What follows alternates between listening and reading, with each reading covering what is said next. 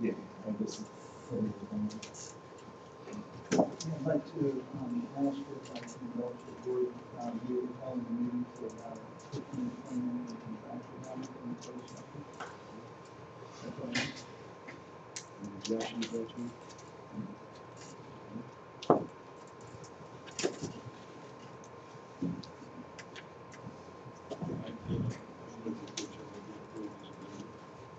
Second. All those in favor? Aye. Good. Let's move on to the minutes, on the 18th. Any changes, adjustments to the minutes from the 18th? If I may, Mr. President, I'd like to point out that there are several places in these minutes that attach materials. Those materials will be attached in the records of the minutes. Feel free to do that. Any objections to that? Any changes, adjustments? Have a motion to accept? Second. All those in favor? Aye. Opposed? Okay. 25th. Again, Mr. President, just as an observation, the word draft at the top of these minutes will be removed. Any other adjustments or changes? Second. All those in favor? Aye. Opposed?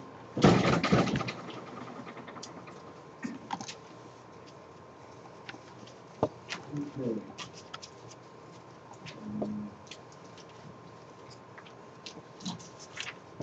My remarks, I just want to remind everyone and to inform our membership that we have been notified that somewhere between the 24th and the 27th of January is when the oral arguments will be done in the next level of the IRS case in Richmond. So we will, as we get closer to the date, we'll know exactly what day it's going to be. But for right now, it's somewhere between the 24th and the 27th. That's coming along. Also, and you'll hear more later, there's been a lot of discussion for the various issues around facilities, leasing, renting, a lot of discussion in the community at this point around that. We made a decision a year ago to insource the management of the various facilities and outsource others. It's a vote of record. We will be hearing business case and more information within the next 2 to 3 weeks as to the future of some of our amenities. So we're not deaf to the discussions that are going on in the community, but at the same time, we have business case information and longer-term plans to hear from our general manager in the next few weeks. So we will be reacting to some of that. We received nothing directly from anyone making any kind of offer to me at this point. Post the election that they voted last year. So, and lastly, although I was not able to attend the MediaCom meeting, I will tell you, folks, that MediaCom is something I'm going to be bringing up as a topic for us to discuss. As far as what the long-term relationship should be between Ocean Palms Association and MediaCom. That contract is not to the end of the century. There is a time at which point that contract comes to an end, but I believe that, in fact, I don't believe, I know I will be bringing to you the idea of creating a subcommittee within the board to look at MediaCom, the existing contract, and trying to put together some long-term strategy as to what we ought to be doing in relation to that, rather than simply wait till it comes to an end and wait till then. So just be prepared. I'll be contacting you about that because there were some very unhappy folks coming out of the media meeting the other day. Pray for my life. Okay, we'll move on to Judy. Yes. Thank you very much. much. Good to be here. The county commissioner meeting was today, so I just hope there are no glaring errors in what I typed up after that meeting. So this is as current as you're ready to go. And there were a number of issues of interest to Ocean Pines at today's county commission meeting. In response to a letter from Bob Thompson regarding Carrollton Lane, we discussed the history of this Ocean Pines Road with our county attorney, who advised that contrary to the situation in 2002, Ocean Pines has now officially taken over the road, and he sees no problem with concurring with OPA's request to, quote, convert Carrollton Lane from a limited access two-way street to a two-way street from end to end.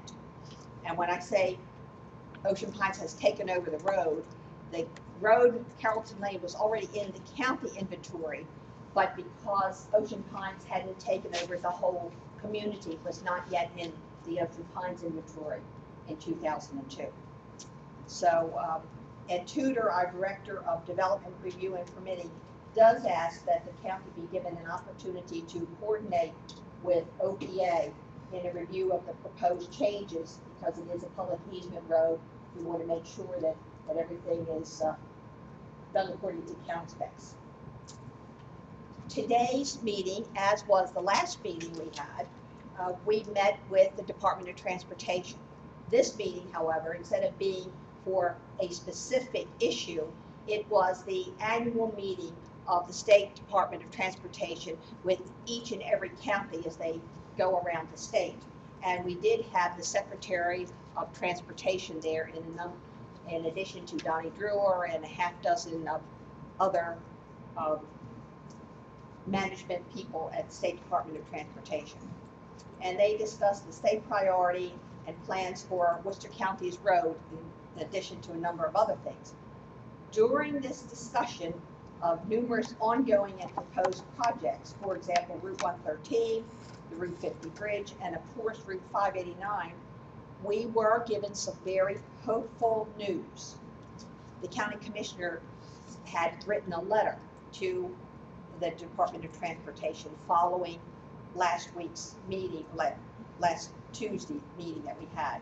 In response to our letter, following the commissioner's rejection of the state's vision plan for Route 589, we were told today that they will look into some short-term improvements to the road within the 100-foot and 111-foot easements that presently exist. Also considered, and this is very important, will be a hard look at the Manklin Creek Road and Cathell Road intersections in an effort to increase pedestrian and bicycle safety. We were told that pedestrian safety is a prime issue in the coming year because fatalities of pedestrians has been going up.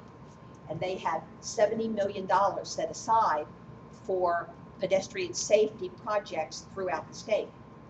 So I said, well, couldn't we use a little bit of that money and put it to the two intersections where we have so many bikers and pedestrians crossing the road? That's Manklin Creek Road and also at the North Gate.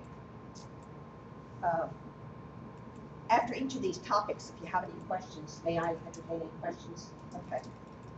Back up then to the 589. What is the timeline for There is no timeline.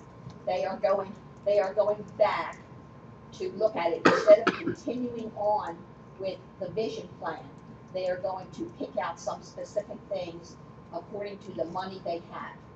I got the feeling, and it's only my own speculation, that they were going to do it very soon. See how much money is available and see what they can do with what they have. And we do have the right-of-ways on both sides of the road because we've always required those setbacks when anything comes along to be built. Any other questions? If you could back up to your first mention of Carrollton Lane. Yes. Did the commissioners vote on the specific issue there, or are you simply directed at the The Next vote, action is what I'm looking there's no action required by the county at. Right. because the road is in your inventory. So you were the ones to make the decision. We concur with whatever decision you make, and that is, what Bob had sent us in the letter. The only thing that Ed Tudor had said is that he'd like to work with you on the final, plat of the road. So that was the agreement of the commissioners, or a vote. Yes, it was a vote. Thank you. Yes. Chief, Yes, Ed Tudor to contact us, or are we to contact him? I'll contact him. I've already talked to He's him. already talked to us. I'm already in the process, so. Yeah. He's the roads engineer, and, we're waiting for a vote today, and then we're gonna get together and make sure that we, basically, it's that far, end, or the east end of it, widening to the same width as the rest, and that appears to be it, but I just, I'm gonna run those plans, formally through, Frank, and once now that's approved. So thank you. yeah, we work very closely with Bob. On another topic of interest, I also have news about natural gas coming to Worcester County. Good news and bad news. I spoke with Chesapeake Utilities Company's Senior Vice President, Steve Thompson, just before my town meeting at the end of last month. He said that this project has suffered some delays beyond their control. His initial projected schedule had the company obtaining necessary approvals for construction of the gas pipeline in July and starting the actual field construction in August.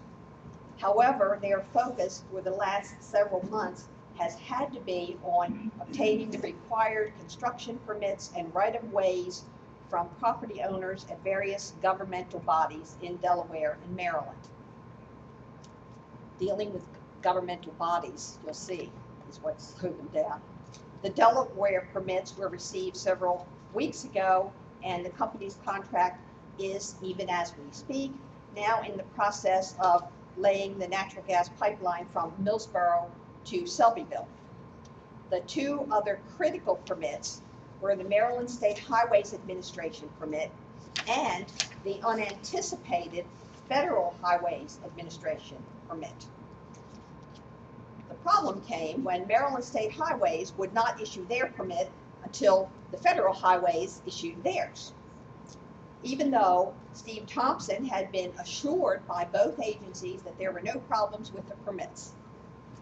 This is what is a little frustrating, because you talk about jobs in the federal government trying to get jobs, and here is a pipeline creating a lot of jobs, and they were basically sitting on the permit. What does that do to their tax breaks that they were after, they didn't finish the work? That's the next question I asked. The good news I received today from the Secretary of Transportation was that finally both federal and state permits have just been issued, and the pipeline will be able to enter Worcester County without delay. In a discussion with Steve Thompson, I asked if the delay in beginning the actual construction of the pipeline affects getting into Worcester County by the end of the year. And if so, would it impact on the federal funds available for the project? And Mr. Thompson's candid answer was, and this is a quote, "If we cannot get into Worcester County by the end of the year, and that appears likely, it will impact the company's bonus depreciation and tax treatment, etc. from the feds." However, he hastened to assure me and asked that I assure you that even if that circumstance occurs, they are absolutely committed to bringing natural gas to Worcester County. Starting construction in October rather than August as originally anticipated has set the schedule back. At this point, they are targeting having the pipeline into the county by the second quarter of 2012. For your information, the route of the pipeline, and this is as stated in the company's application to the Federal Energy Regulatory Commission, will be along, and some of this was dictated by the permits. will be along Route 113 from Millsboro to Shell, then shifting over to Route 575, and finally following Route 452, which is Friendship Road, to just north of Route 50. Again, I want to quote something from Mr. Thompson. Quote, though the project timeline has slid from where we had hoped it would be, we remain committed to the project and getting natural gas in the county as soon as we reasonably can. We look forward to a long-term relationship with the county and Ocean Pines. Questions? That was good news. That was good news. Another issue on today's agenda. We have been notified that the Maryland Department of the Environment has allocated $600,000 for the sewer portion of the project to fund sewer and water to Pines Plaza and adjacent commercial properties on Campbell Road. The U.S. Department of Agriculture has asked us to submit a final application for the balance of the needed $400,000, which they are expected to fund. This project will eliminate failing septic systems and provide sewer and water from the Ocean Pines facility. Please know that there is no impact to the residents of Ocean Pines, either in terms of sewer and water capacity or financial impact. First of all, you should know that the EDUs required by a full build-out or leasing of Pines Plaza has been set aside. So that is all set aside in the special EDUs. And anyone outside of the Pines pays 1.5 times what the residents of Ocean Pines pay for water and sewer. Questions? Does that extend across Capitol Road, or will it stay on the, just on the plaza side? I believe it is on the other side of Captain Road for those businesses. For example, the former Marty Ross building that's been That's what I'm purchased talking by about. Walgreens, yes, That they are buying into that also. Between 95, 81. Yeah. That will make this property a lot more valuable. They bought it at the right time because it's a lot more valuable with public water and sewer than it was on failing septic. Okay, and this, I'm losing the line on that one.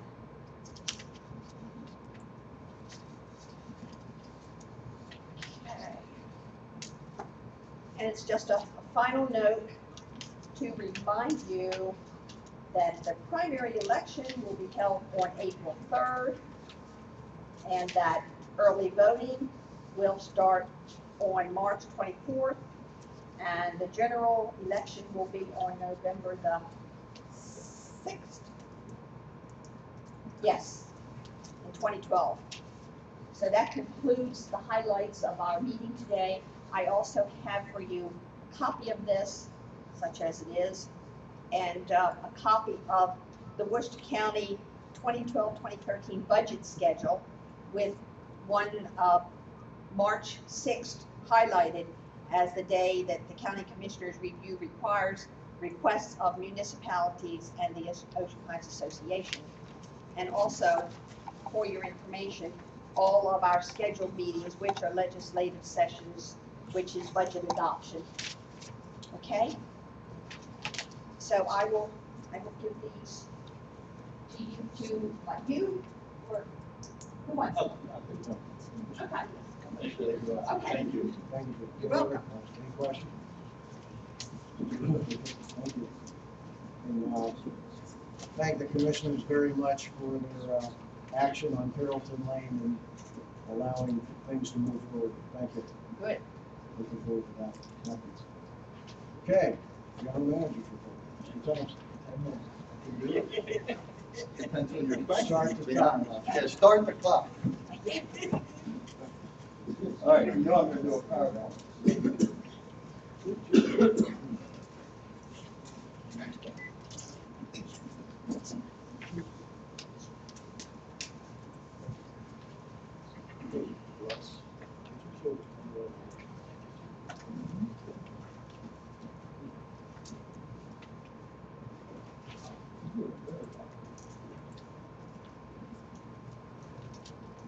There you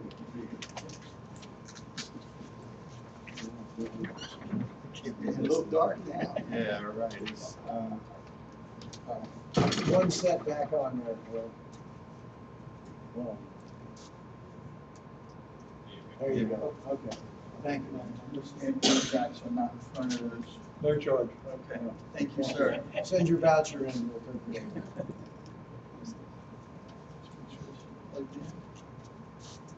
All right, GM report for the month.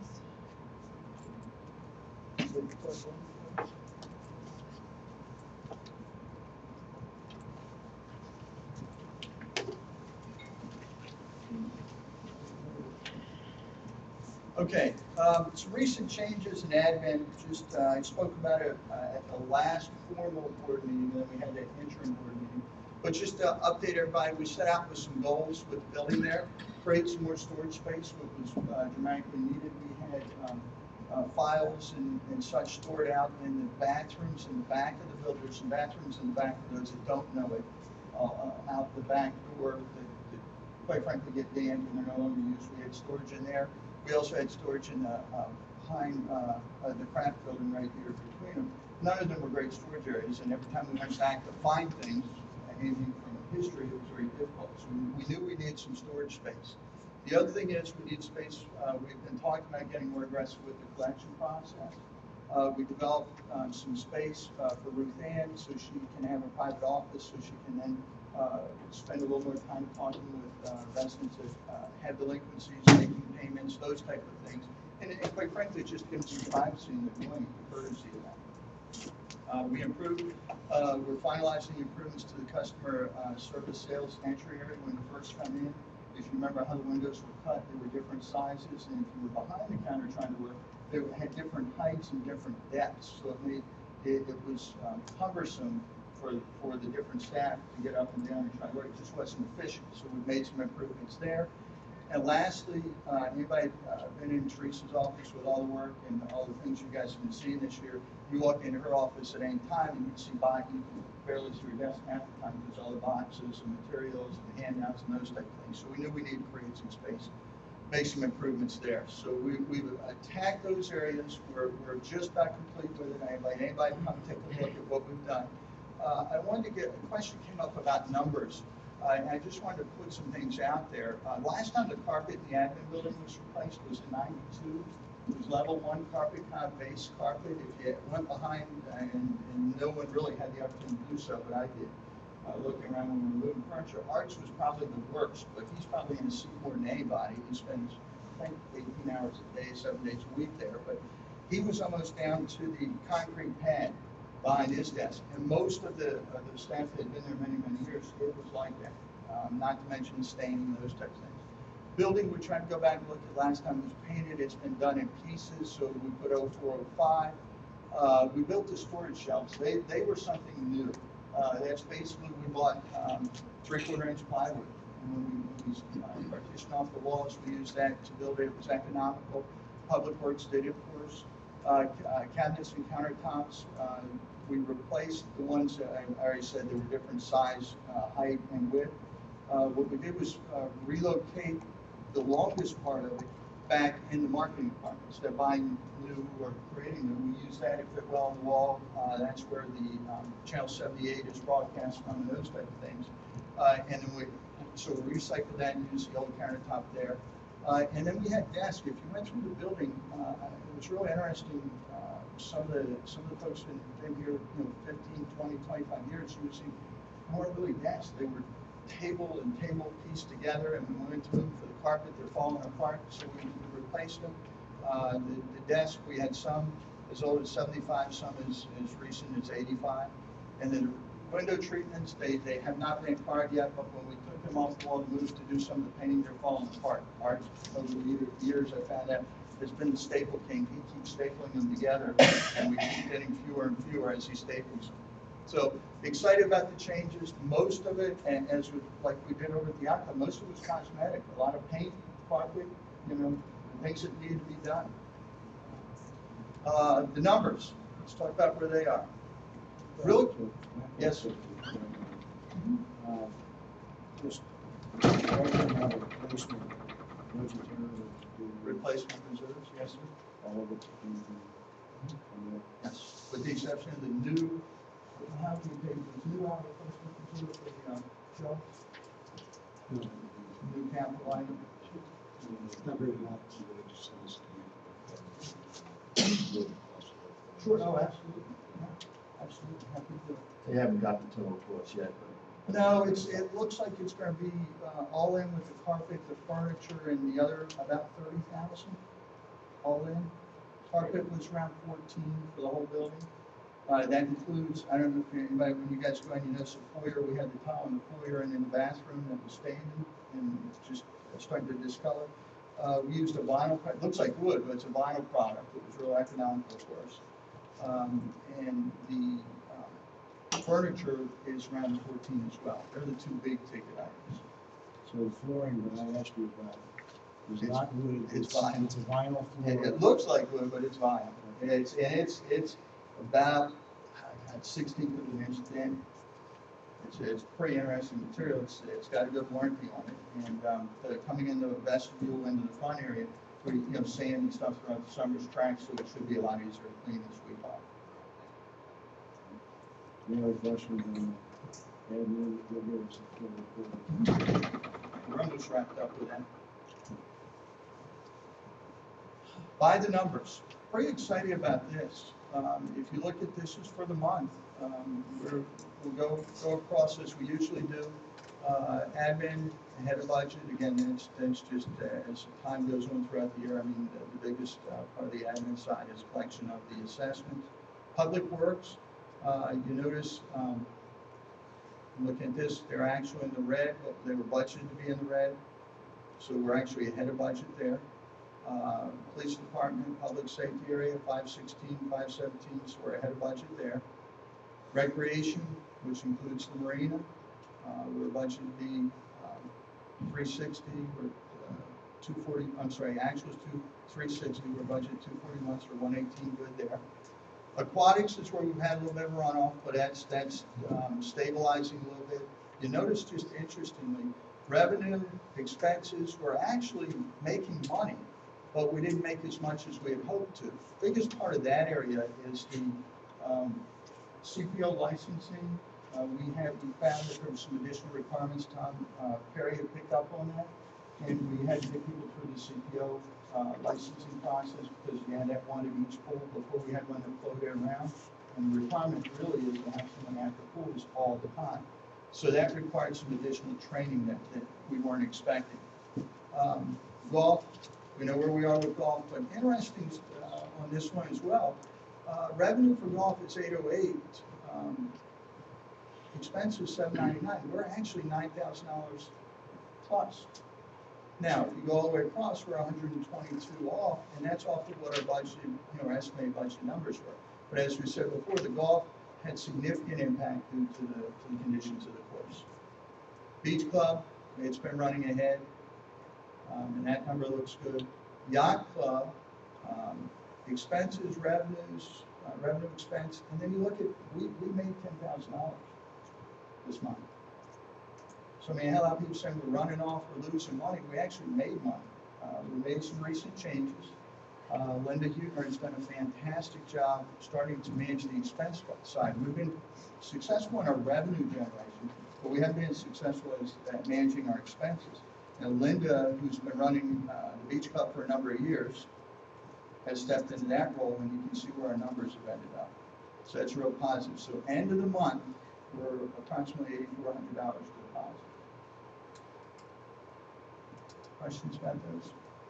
Yes, sir. Yeah, not exactly on the chart, but it satisfied my curiosity about, for the golf. Basically exceeded the budget for the capital replacement reserve by 18,000. I'm just curious about what that expenditure is. This is the operational chart. I have to, that one, I would have to guess is primarily the sod. That one? Well, that's actually what I'm curious about. Yeah, the sod. That's it. Yeah, that's exactly what it is. Those capital expenditures relate to some of the repairs are not necessarily the golf course, it's treated as a capital item, rather than an operating expense. And Graves is one. I guess you could look at it either way, but yeah, this reason.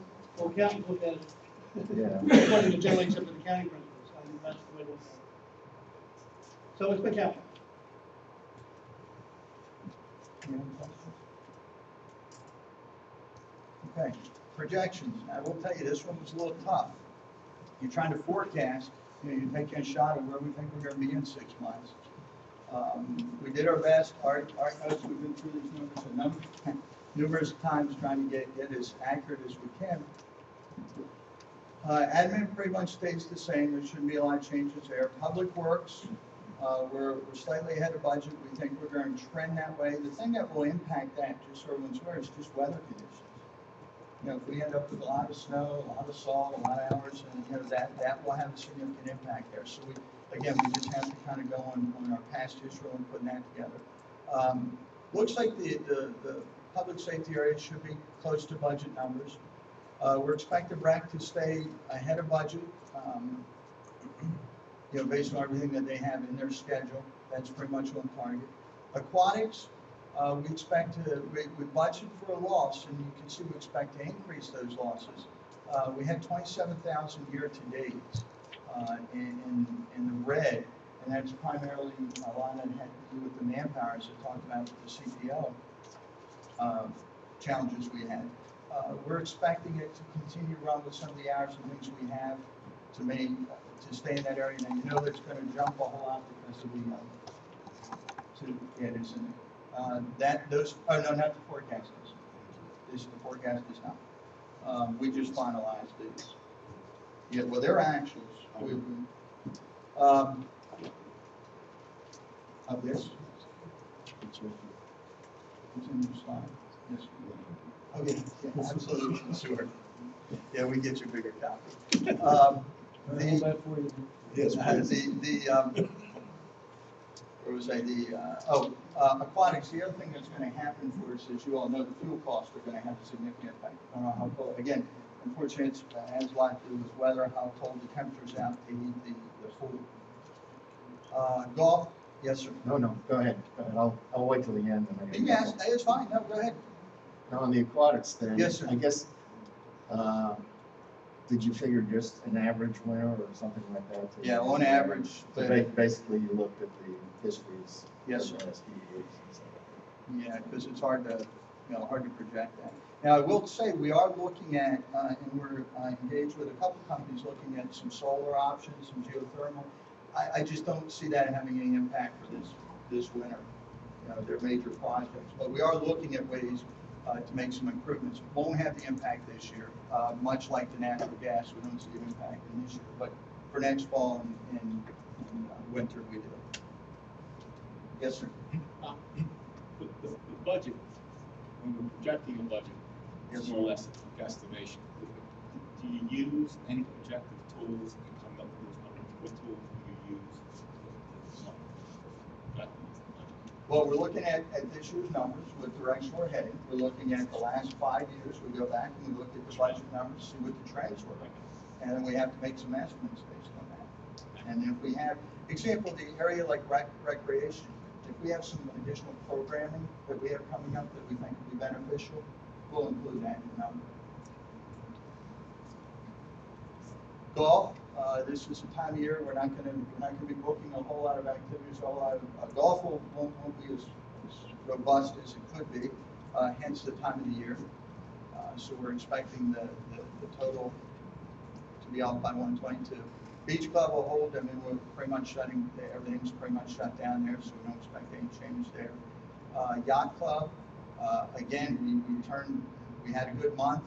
We're going to keep evaluating that and look at if we can hold our trend because we're budgeted to have a loss. So we believe that we won't exceed that loss. So we're expecting that the numbers should hold pretty much where it is. I got a question. Yes. This month, we were budgeted to lose $4,000, 4,100. We net is 82.45, Yes. which is a $12,000 positive variance to the budget. Yes. But for the rest of this budget, for the next 6 months of this budget, we're saying we're just gonna track with the budget. Well, keep in mind, we Mid to budgeted budget take, 12 grand. we're budget take our losses Yeah, at yeah. this point. So if I thought it was a better, more conservative estimate to stick with the losses. If we can continue to chip away, which I believe we can, I'm hoping to lower that number. But I don't want to tell you something and then not deliver. I'd rather come up, tell you we're gonna, aim at that and then improve it than tell you I'm gonna get much higher and then turn around and not. Yeah, you're always Yes, sir. gonna try and do better, but I'm just trying to understand the basis.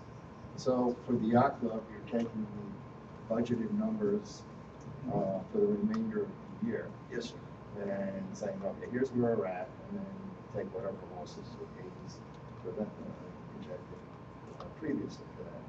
Yes, sir. Now, for the golf, turns out that it should be a little better than we did in the past, because, moving north, but if we spread the golf revenues over the year, that is to say, the memberships over the year, so we're still collecting those, whereas in the past, if we saw We're all up front. a loss of this, they're all up front. Yes, So that's correct. that's different, you can't quite look at it. We Okay. talked to Casper, talked to Damien at length about that.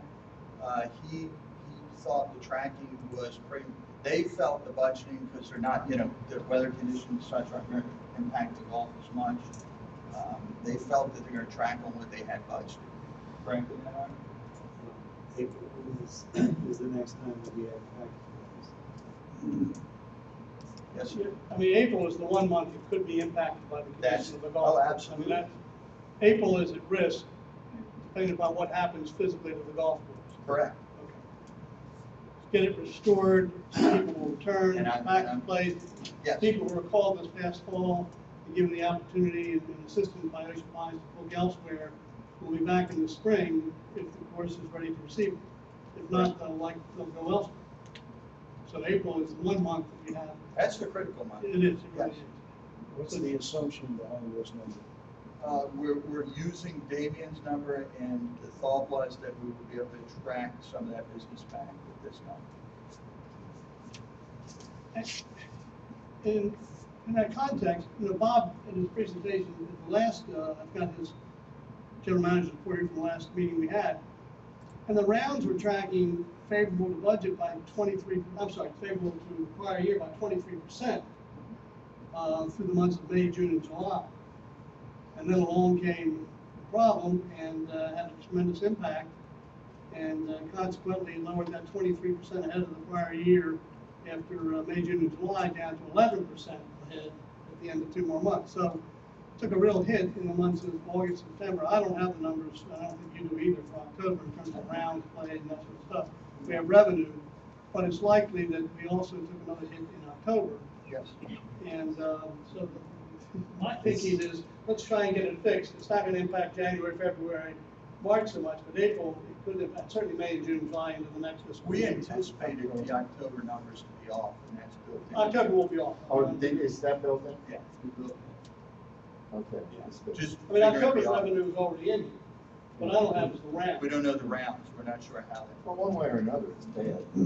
I'd like to know how bad. It's we took a shot. bad and we can't. But the projection for the balance of this fiscal year, it's the 1 month of April that April's the one that where you question really mark. had to. Interesting question. My favorite column, the actual net. Yes, sir. You're looking at $135,000, give or take a little bit as a net positive profit. Yes, sir. Where's that money going? That's cash. That's not talking about real cash. That leads us to the end of the surplus of, That's before new capital and other, So, but it moves into capital reserve. well, there's, Yeah. subtract. What happens to the 135? What happens to the 135? Yeah, That's the end of the year. The and actual. subtract out new capital and, principal payments on. No, that's not the whole One at a picture. time here, guys. That's the op. Who wants to answer this? Art, you, Pete? That's why I'm Who's quiet. answering? I'm letting. Let me give you the short answer. The short answer is we budget to break even, Exactly. and that means zero cash differential, right? Right. what he is projecting is for a full fiscal year, instead of budgeting 0 break even, it's gonna be 17,000. Now, the part you don't see up there is also the debt service and, also new capital, which are the three-legged stools, I call it, of our budget, is operating number 1, right? And then you got 2 other, and the report to the directors that we get each month, cite that, yeah, so, and he's got the operations here, but not that new capital, and not that, but that's gonna be right on budget. One would think. Yeah.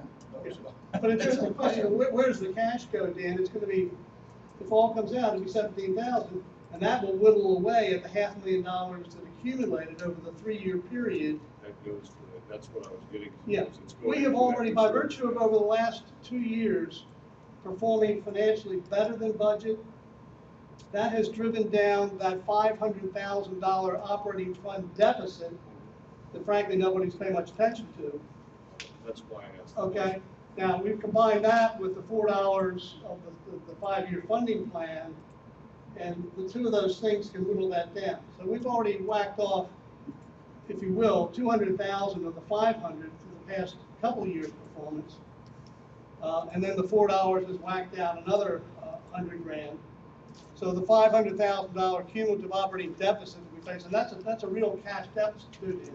We had to borrow it from our No, I'm other aware accounts of and that. put it over the checking account because we lost money. I'm aware of when you Okay, set it up. so the answer to the question is, to the extent that we're able to beat budget, that helps us in the recovery of that $500,000. And it, you know, But he's only projected 17 grand. well, but you and I can talk about budget versus actual all day long and confuse everybody. The point is that, I don't think you confuse me. well, no, I can't confuse you. No, I don't think you're gonna confuse the people. My point is that it's a $17,000 budget number, that's great, it's a budget. So it's an estimate. But the 134,009 is now currently a cash estimate. But it's got 6 months worth of part support on it. What's Okay, actually- so there's, in my book, you get a better shot at hitting that number when you do the one all the way over on the right. Oh, no. I think that $135,000 is going to be closer to reality. And what we're really going to see in the way of money coming out of operations, not budgeted, but real dollars. No, If that's the no, I'm case, confused. if that's the case, so from what you're saying, if that's the case, we're gonna reduce the reserve account for accumulated losses by more, The right? budget was to, Pete, I think he's saying here, the budget, we were budgeting to be 117, we're gonna be 134 to the positive side. For the full year. That's all, that's what The we're talking net about. budget is 117. But the 134 is offset by new capital items that were budgeted, Right. and also by debt service that was budgeted, and then the net of all 3 is 0, I got that.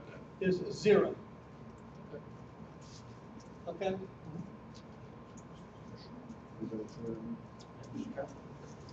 Which Yes, means sir. the checking account will be the same at the end of the year as it was at the beginning of the year.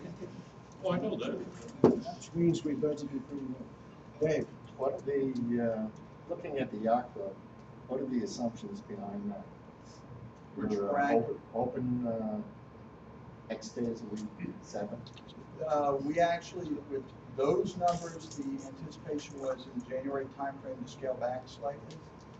And that's, I believe, what our change, do we go to the 7 or do we go back to 5? Goes back to the 4 to 5. Friday, Saturday. Thursday, Friday, Sunday, Saturday. Yeah, we scaled back a little, we had budgeted to scale back a little bit in the January timeframe, so that reflects a scale back, and that's what we're looking at right now to see what our numbers are looking like.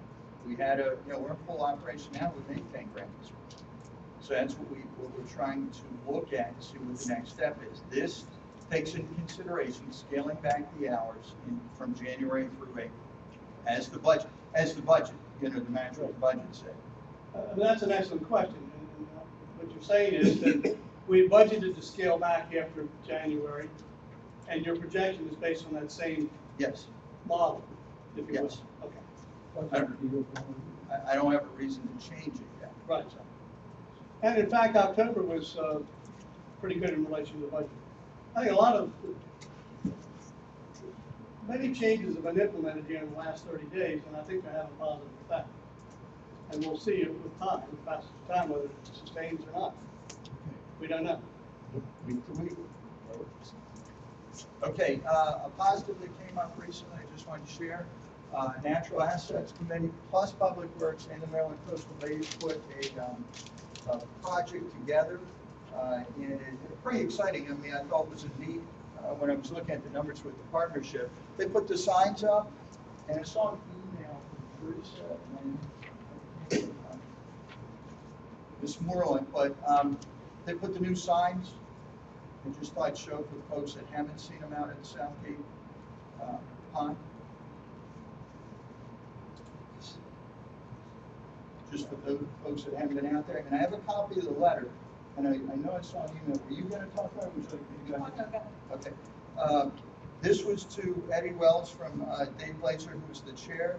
On behalf of the Environmental and Natural Assets Advisory Committee, please accept our thanks and appreciation for the work performed by your staff on the committee's signage project.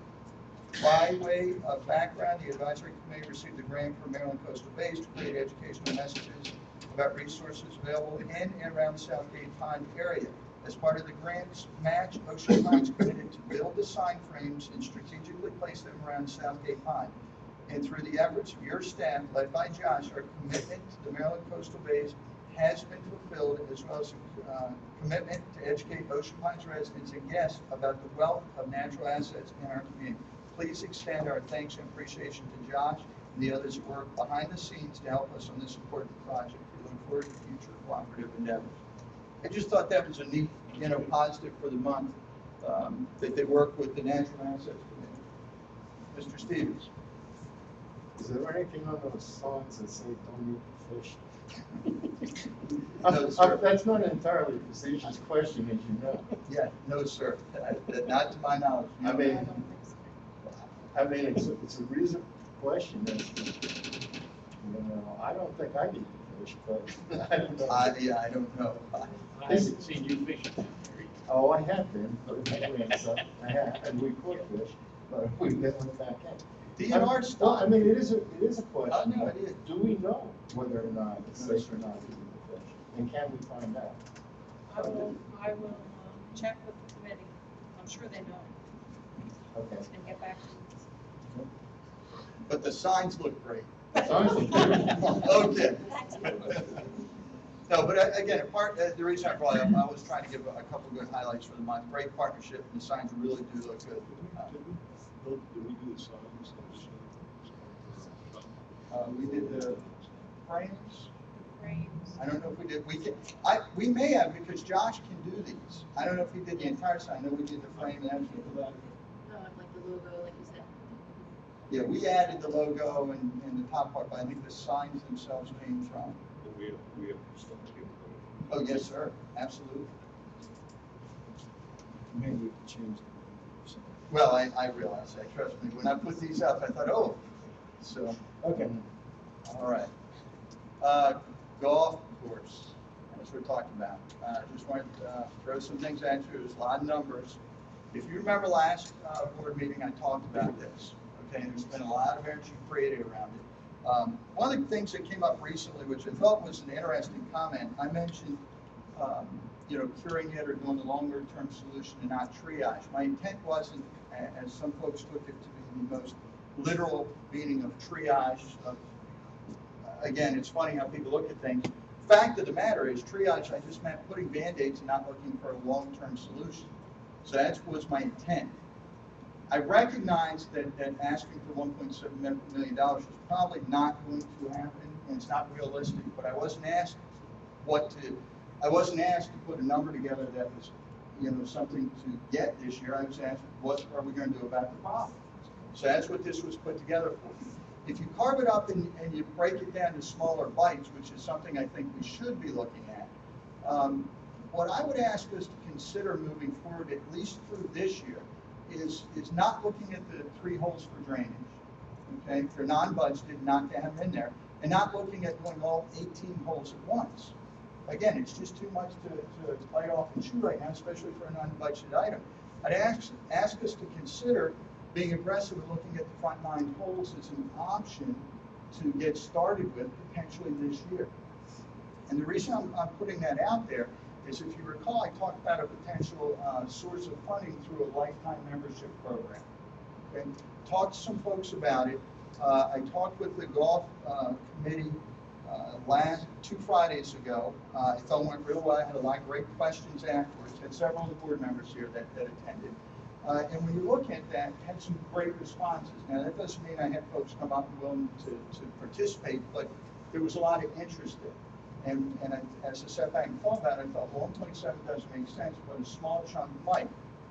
What I'm recommending is we consider allowing me to pursue the option of seeing those folks and talking to those folks that would be interested in the lifetime membership program. Now, the number I had put up was $25,000 for each lifetime membership. If you calculate it out to do the front 9 holes of the golf course, okay, which is approximately half of the 868, almost 869, is $435,000. Okay, and what I did was I went through and I asked the McDonald & Sons to come and give me an updated estimate. If you recall, in our last meeting, I apologize for the small print. This is actually how they send it to me. I'll be happy to help you with it. But the fact of the matter is, I asked them to scale it down and look at taking the project into a smaller piece. What they came up with was attacking the front 9. Here's I know it's small. Sorry. Trust me, when I have to struggle to read them. That's why I tried to put it real big here.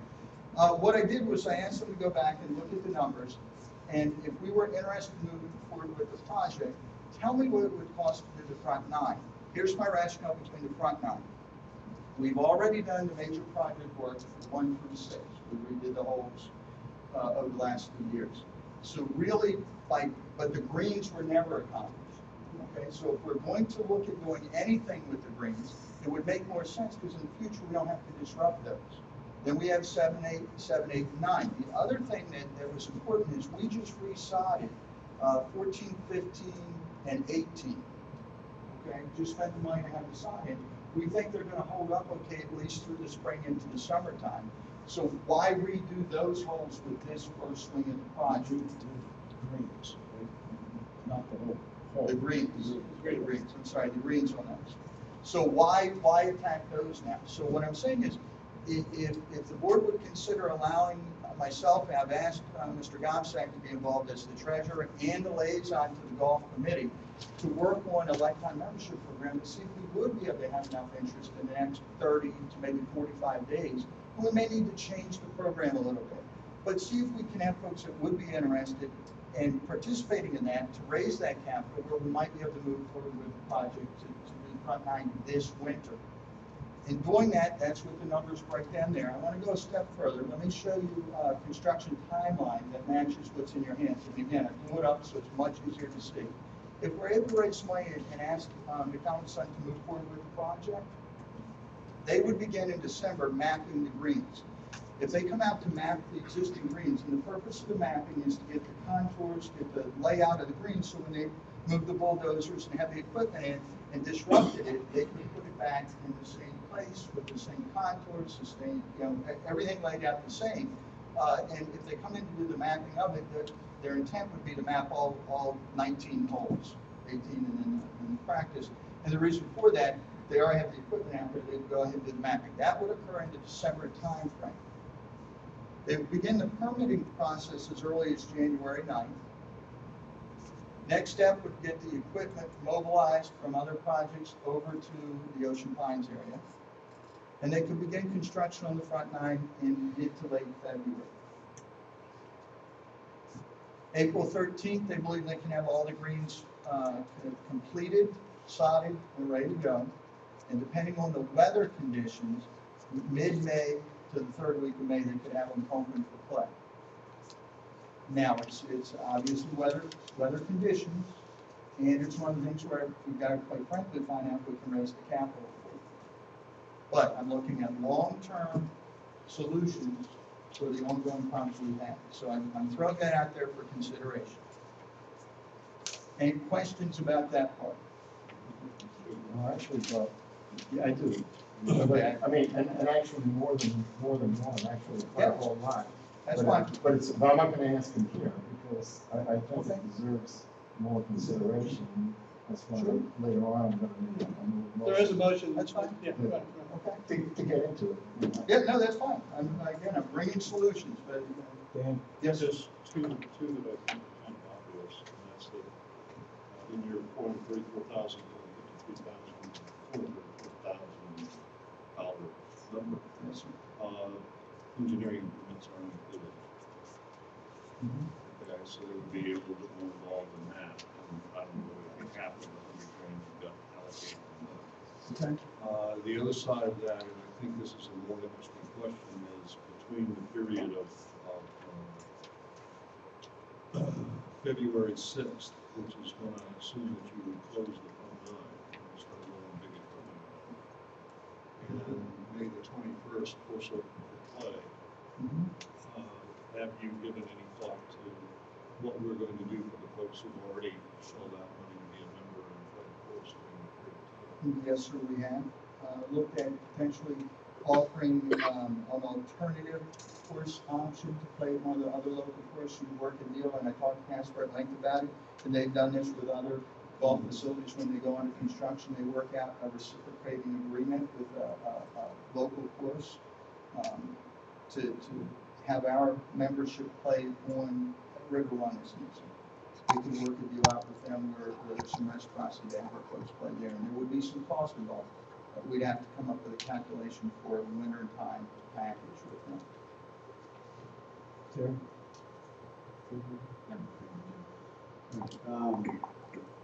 Just make sure I'm clear on a couple questions. One, we're talking about trying to find 18 golfers to basically pay for these repairs. Yes, sir. Cutting through all the stuff. Oh, absolutely. We're talking about 18 golfers funding up their own money to front end this work. But secondly, we just got through talking about the budget projections in April, and we lose April if this happens, right? Potentially, yes, sir. And I say potentially, these, I received these numbers at 10:30 last night. Okay. Hold on the slide. I haven't, I asked them to give me some preliminary numbers if we were able to move forward with the project. So there's been no negotiation or no, I'm just getting information. I just want to make sure that Yes, I wasn't misunderstanding. no, that's correct. Okay. You know, just to get it out there, again, all of this is a lot of discussion. But 18 is half the problem, and the other half. Yes. It was originally like at 40, the last couple. I'm not. No, that's fine. But correct me if I'm wrong, what you're doing is you're collecting money up front in order to purchase a lifetime membership. So I don't know, I use your old numbers because they were nice and round. Yeah. So we collect $1 million, 40 times 25. And we have $1 million, and we spend $1 million. Now we've got nice course, and these nice greens, and the greens goes nice. Okay. Then are we not, in fact, just borrowing that money from those 40 people and paying it back to them each year for the rest of their lives? At a rate, I'm just using your numbers, not holding you to them. No, it's fine. But they're nice and round. Yeah, no, I like that. A range of, at a rate of $3,000 per person per year, or $120,000 per year.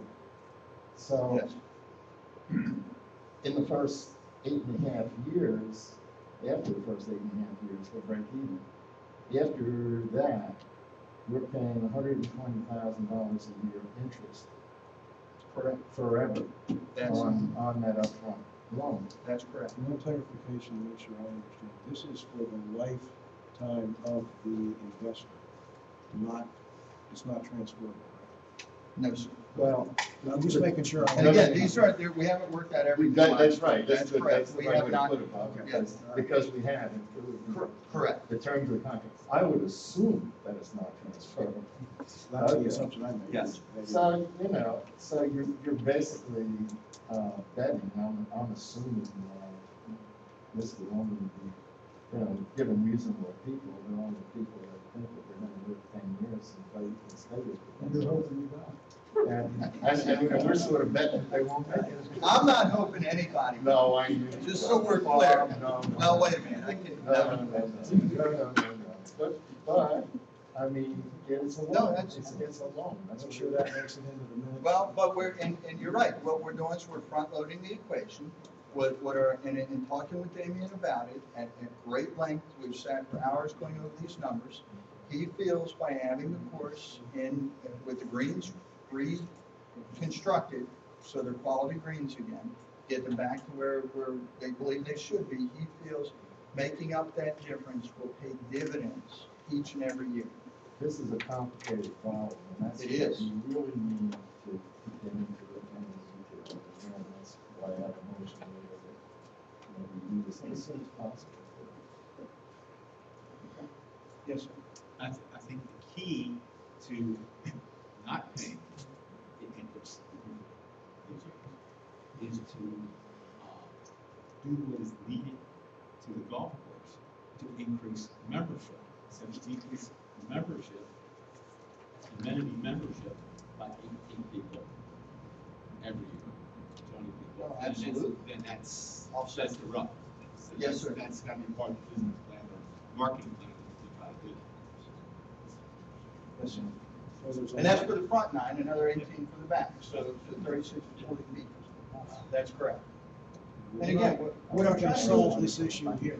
I'm trying to come up with some alternatives to solve the long-term challenge we've had. The biggest payback financially is going to be in attracting additional play. The majority of that, in the near term, is going to come from outside play. Casper was successful in the first 3 months of increasing the outside play based on the report that Bob gave us last month, and I think included in this package again, was up 33%. Non-member play was up 33% in the 3 months total number of rounds, right? That obviously was impacted by the condition of the golf. One of the most significant reasons for recommending the retention of an outside golf management company is their ability to market more successfully than we're able to do on our own. So getting the golf course properly conditioned to attract that outside play at something like $85 a round is at the heart of trying to make this golf operation financially viable and profitable. But you've got to have the golf course, and we'll get into it, Dave, as Dave says later, but it's not just golf members, Bill. Golf members are important, and we need them and want them, but as you'll see later, the outside play statistics have continued to increase as a percentage of our total golf business year after year, and that trend continues, and in fact is accelerated with the marketing capability of the Building Casper Golf. I understand that. What I'm saying is if you entice new membership, then offsets the loan debt for these people who fund the Yeah, money. I don't know what this loan business is all about. It's Because they're a not, loan. because they're not paying. And there's because they're no not paying- interest. But they're not paying their interest in That's years, correct. that's That's what we're talking Yeah, about. but Okay, I'm gonna cut this off at this point. One of the things we clearly, and we've kind of jumped a year, we said for next year's budget, we wanted you to get creative Yes. in how we're funding things. I applaud the fact that we're not only looking at it next year, but you're trying to look at issues that are facing us right now.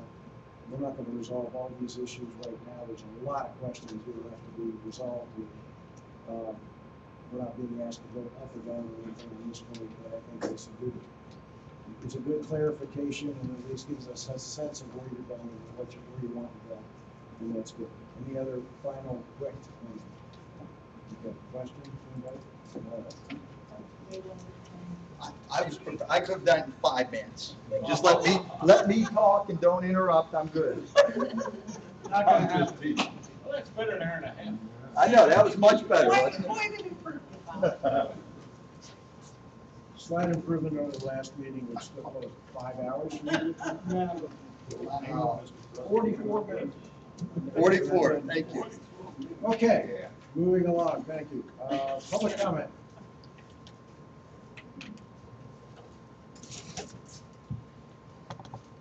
It's been a long time. Last time I did this, it was a lectern. the Name and speaker. address. I see Long that. Cats, 10 Holly Court. Hopefully I will get through this without having a lecture and put my notes down. But anyway, according to local newspapers, the board will be giving our general managers budget guidelines. And I have some suggestions related to a budget development that I hope is worthy of the board's consideration. The first suggestion is not new. It's been discussed at past boards, and it's been looked upon favorably, but for some reason it hasn't been acted upon. I don't think this board has discussed it. I'm referring to the liquor license, the Beach Club, which, as you know, is a restricted license. It limits liquor sales only to OPA members and their guests. And because of that restriction, since the Ocean Club closed nearby 4 or 5 years ago, we've allowed thousands of dollars, maybe tens of thousands of dollars, to slip through our fingers. So I suggest that we immediately take whatever steps that are necessary to secure an upgraded liquor license so that we can take advantage of that potential income this coming season. And we're on a public beach, and we should promote our facilities to everybody. We seem to promote everything else, all our other amenities. Just talked about that in golf. But why are we procrastinating and not doing the same thing with Beach Club liquor? There's a lot of money there. Another idea that I have for another source of income is that Ocean Pines is the largest year-round recreation supplier in northern Worcester County, and subsidized by our assessments. Golf, I believe, helps boost tourism. The high school swim team uses our facilities. To name just a few, our camps, sports programs, skate park, playgrounds, walking bike trails, trips classes, concerts, etc. are open to everybody. And they're used by many people that are not members of the OPA. And they're all subsidized with our assessments. And I think all of that can be quantifiable. And I think we should be seeking a recreation grant in the county. Our police department, our volunteer fire department, our EMS are all subsidized by the county. That's primarily because they're services that the county would have to provide. We didn't provide them. And I think that the recreation department can be presented in that same light. I think we should be looking for that grant. I'm full of ideas tonight. I have another one. And this also comes to mind from something I read in a local newspaper. But I read that the OPA employees' individual medical premiums are absorbed by the association. And co-pays are also reimbursed. In addition, 401k retirement accounts currently automatically funded 3%, even if the employees don't contribute a match. In the current economic climate, I think you'd be hard pressed to find one other company in the entire state of Maryland that contributes 3% more or less without the employee making a contribution. On the surface, to me, that seemed unbelievable and outrageous, in fact. So much so that I contacted Art to speak to him. And he confirmed it. He also gave me a little bit of background. Excuse me. Apparently, a number of years ago, our board approved that arrangement, therefore a salary study indicated that OPA's salaries were not in par with Ocean City salaries. So our benefit policy, in part, was adopted to compensate for that disparity. In addition, at the time, our police department was asking for a conventional retirement plan, and a non-matching 401k contribution seemed to satisfy that request. Well, in my opinion, Ocean Pines' salary structure does not have to conform with Ocean City's.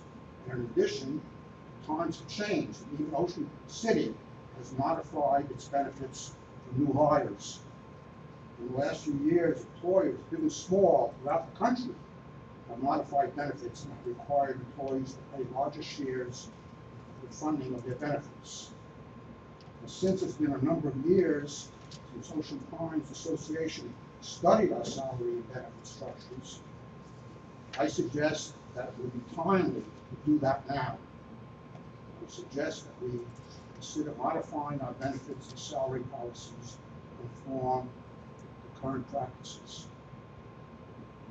The suggestions I just made, I think, represent tens of thousands of additional dollars for our association. It's my hope that the board sees the merits of that and tasks our management to carry them out in conjunction with our current budget development. I have one more thing to say that's unrelated to the budget, but I'm going to ask if there's any comments on anything I just said. Okay. Regarding the renovation and rebuilding of the yacht club, especially the country club, I request the board hold a public hearing on how to utilize those facilities. It seems to me that via our general manager and ad hoc committee that was not elected by the association members, and it was not even appointed by you, our elected board, is making recommendations that will bear heavily on your decisions. I don't think that committee represents the opinions of Ocean Pines property owners. I don't believe that committee members even represent the demographic cross-section of property owners. So unless you just don't care about our opinions, I ask you to give the property owners, people that pay bills, an opportunity for a public hearing to give the board our input before you make any decisions regarding those facilities. I'll react to the last one. We plan on having public hearings involving the general manager to get input on the plan for the amendments. Good. To answer that question, we've long since planned to do that. That's right, okay. We said that once ago. Well, I missed all those meetings. So Okay, sorry. I'm just letting you know. Okay. I have a Thank you. copy of my minutes if you want, or my Sure. notes if you want it. Absolutely. Thanks. That's the board. Thank you. If anybody in the press wants a copy, you can have that too. Next. Ron Bernard, 719 Ocean Parkway. I usually don't come to the meeting, but after hearing this, I have to say something. As far as cutting the employees' benefits, basically, that's absurd. You want people to stay, you don't want them to leave. Okay, that's what your employees are. The benefit is to keep them, to attract them, so hey, they stay till retirement, that's great. But you don't want to discourage them, that's absurd. That's shut down right away. My second thing is, I'm not enemies on this golf. How many total members do we have for the golf? Do we know what the total? 3 Okay, 303. What we do, if we have 303 memberships here that are totally devoted to Ocean Pines, and we want to do something to upgrade the course, guess where we go, guys? We choose 303. We raise, if they want to stay and play, we raise the memberships. We don't go to the non-members of Ocean Pines, they are left alone. Because if people out there who are tired of coming for them for other, trying to, you know what I'm saying? But I know that's where I'm going to make a lot of enemies here. But if the 303 are dedicated to Ocean Pine, and they like it that much, Bob, go after the 303. That's your money right there. Go after the 303. Hey, and if you guys don't like it, River Run, Ocean City, leave. I mean, that's all you hear about is golf, which is great. But it's always in the red. It's always in the red, the 303. Go after them. Go for more money. If they don't like it, now, Bob, then you can make another decision. Hey, is this really a thing that'll last? Well, I'm really going to be able to pay the bills with this? Are these people really interested in staying to play golf? So that's the way. Maybe I'll allow you to. As a I'm not finished. Sure. As a non-member, Sure, as a whatever. as a non-member playing golf, I really believe that the non-members who live in Ocean Pine need to be left alone. They need to be left alone on any issues with the golf course. If you have issues with the golf course, you go right to your members. Because they're the ones that are doing it, not the non-members. The non-members really say, hey, we love the community, we love this, we love that. They don't play golf, but don't bother them for more money to help the golf course. We're not gonna get into a debate here, but. Right. I am not gonna, I'm not gonna get into a debate, that's not appropriate. I do want to, for the record, sir, though, point out to you that the 303 number that you referred to is those who are golf members. That's not the number of people who play golf. That's not the number of Ocean Pines members who play golf. I think you and perhaps many others think that it's only 303 people in the community that play golf. That is not true. It's a fraction of the total golfers in this community. The 303 pay upfront an annual fee that prepays all their golf rounds. Substantially more than that, and we're in the process of getting updated numbers for last fiscal year as to how many residents of Ocean Pines, and it's more difficult, I've had this conversation within the last week, and including today with our president, it's very difficult to get a precise number on the number of the 8,443, I guess it is, members now who play golf. The last estimate I heard was somewhere between 1,000 and 2,000, and I've got a number, but I'm not going to quote it because it's subject to. But there's a substantial number of people in this community that are not members of the 303 that is constantly cited. Those people play golf. Some of them play 2 or 3 times a year. Some of them play 50 times a year, and they pay each time they play. So when you're talking about the number of Ocean Pines 8,440 who play golf, I submit to you that it's not 303, substantially more than that. Okay, That's all. Yeah, just to, go ahead. My whole point is, the 303 that we know of, that's why I mentioned, I mean, I don't know how many other ones are out there. If there's another, thousands of them out there, who do the same. If they want to play, they'll pay. If they want to play, they'll pay. If you upgrade fees, they'll pay. Say, hey, if I'm going to do all this, you must pay. What's the saying? You can't get nothing unless nothing's free. You got to. Dave, go ahead, and then we're gonna. Yeah, this is a couple of things. I was gonna say what Pete said. We've been tracking these numbers a long time. It's a little more difficult this year because of FASTA. But typically, I remember 35 to 40% of the rounds played are being played by members of Ocean Ponds who are not members of the golf course. That's a pretty substantial number. The second thing is, it's everyone that lives in Ocean Ponds can walk up to that golf course and play. I mean, fundamentally, they have a right to it. We're all trying to attract outside members now, but it is really a community incentive, a community event.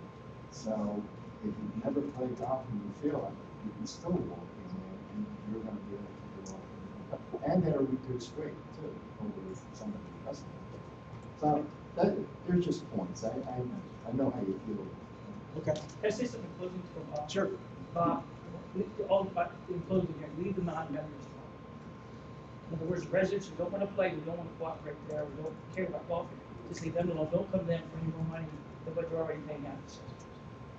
Do you do the same thing for tennis and aquatics and so forth? I don't play those. I don't play those, sir. I don't play those. Sorry, It's a basket of amenities. There's a reason we have a rule to not debate public comment, and I'm gonna reinstitute it again right now. I'm sorry. I'm sorry. Okay, I hope you're in the, nervous person. I was here the 18th of October and the 25th, and Bob had a long speech, and I had to go to the doctor. I want to bring something up on the 18th of August. And the first thing, I want to express my feeling to the press. We got here a couple. You are the greatest people in the world. Yes, it's true. If you read, a good friend of you died, Andy Rooney. A month before he died, he was on 60 Minutes, and he made a statement. He said it was 70 years report, and he wrote the good and the bad things about the government. He said, I'll take both sides. He said, that's what a reporter has to do. And the reason I wanted to say that to the people, I was here the 18th and I made a statement, but I don't like it. But before me, there was a gentleman standing over here. He talked about the golf course, what had to be done. He was a favor to the board. That was printed in the paper.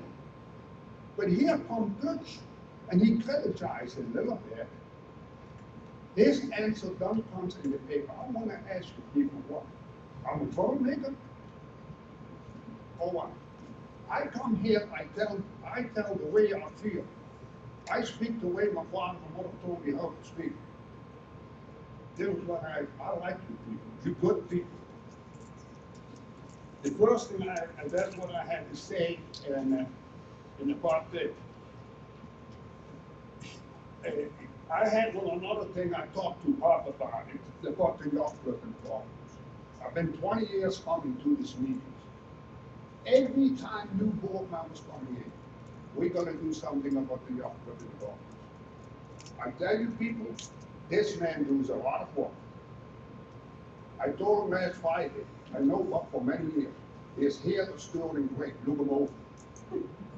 That's it's true. He does a lot. You all put too much pressure on that man about the yacht club and the golf course. And it's not gonna work. You can change the golf course of the yacht club and put gold in it. He cannot pull the people into the yacht club. The people are not coming. Get it to your head. We have to change. It goes too far here on Ocean Park. We are homeowners. We're not millionaires. $50 every year is a lot of money to me. My income has gone down. We're throwing people out of the house to get the money. We got no feeling for other people. What is going on in Ocean Park? This man brings the right ideas. We have to go to a bond system or loan money from the bank, not getting us every year for $50. The people paying back when we had $300, they didn't even pay the dues. Now we got $800, $900. What is going on with you people? There's something wrong here. And I tell you, I like to see that $2 million from the yacht club going to the road. The road is more important to me than the damn yacht club. The yacht club is not gonna work. I keep repeating and I won't coming back. Today was it, if you read the paper here, they wrote in the paper, we have to have more referendums on everything. I cannot see that you 7 people can make a decision over $2 million and you do whatever you want. $500, okay, but not over that. Let us vote on it. We have to change the system, people. The country is broke. We are broke, and you still want more money out of me. I want that $50 off the table. And I'm got a little bit excited. There is another friend of me, very good friend, a Jewish friend. He bought a house 6 years, $440,000. He got it on the market for $260,000. And you people want to tell me that the yacht club and the golf course is going to bring money to my house? It's ridiculous. I asked you to drop that $50 this year or next year. I don't care what we do. And Bob, you got another 2 years or 3 years contract. I hope the best for you. But if you have in 3 years, you have a lot of hope. And who gets the blame? You, Bob. They're going to blame everything. Look what happened in this in Pennsylvania on Penn State. The best man got the blame. That's what happened to you, Bob. I'm honest. You a good guy. I like you. I talk a lot to you. And you know, we have a good relation. I got nothing against you. I think you do a tremendous job. But you're going to get the blame. I tell you, don't fool around with the young club in the office. That's all I got to say.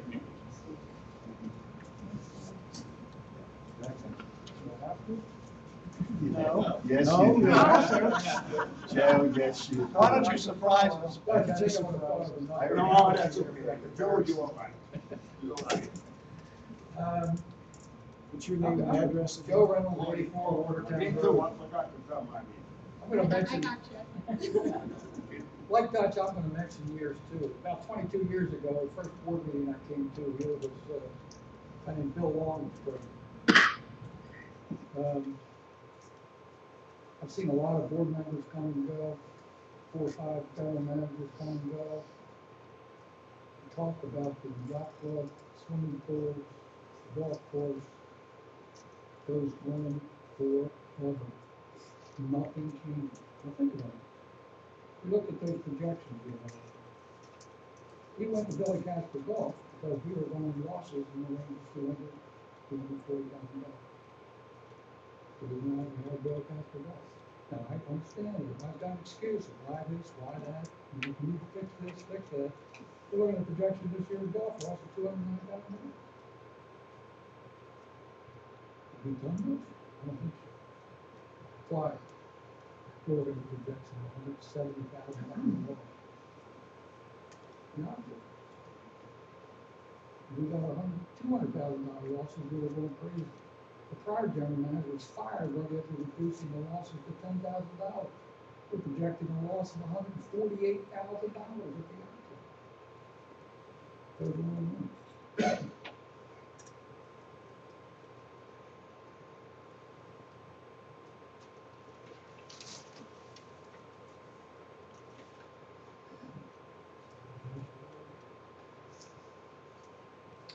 One suggestion on the agenda.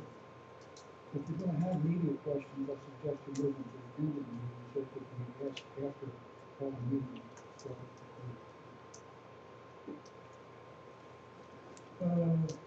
Statement was made about MediaCom. A lot of unhappy folks coming out of the MediaCom meeting. What's that mean? Typical OPA, totally unsupported statement. A lot of folks. There were 80 people in the room, it was a ton. We're talking about less than 1% of the membership. I would submit to you that the vast majority of the membership are probably pretty satisfied with their service. And all of a sudden, we're going to go looking into a integrated contract, possibly by buying out at some unknown price, and then maybe making a deal with Comcast or somebody else to buy it from us. Or God forbid, we try to operate it ourselves. A lot of happy folks coming out of the he made a comment about the budget was set to scale back yacht club operations in January. I sat in through probably 10 hours or more of budget meetings last year. I don't recall anything about scaling back in January. If there was anything, it was beating the drums for, quote, unquote, open for business. We're going to be open from 6 in the morning until 11 at night. So what happens? We start losing money. We're not doing what we said. All of a sudden, we got to come up and reduce the losses. If we stayed open, as was planned under the budget, we probably would have had $300,000 to $400,000 in losses. So what do we do? We're not going to change the budget. We got to make the budget. After just after January, we just shut the place down for 4 years. We're playing games with all this stuff. And you're playing games with people's money. And I don't think it'll ever change. And quite frankly, I don't know why I was thinking that we need to be saying because you guys will leave in 2 or 3 years. There'll be all new people here. Hopefully Bob will still be here. I think Bob's doing a good job. I don't think you are managing Bob because he was really cool. If it's his board, it's a problem. Well, we all be doing nothing changes. None of it people be doing the exact same thing, talking about how many people play golf, how much we lose here, why we lost it, and we'll go on and on. What's that saying? So, you know that people? The trip that never ends. Anyway, thank you very much.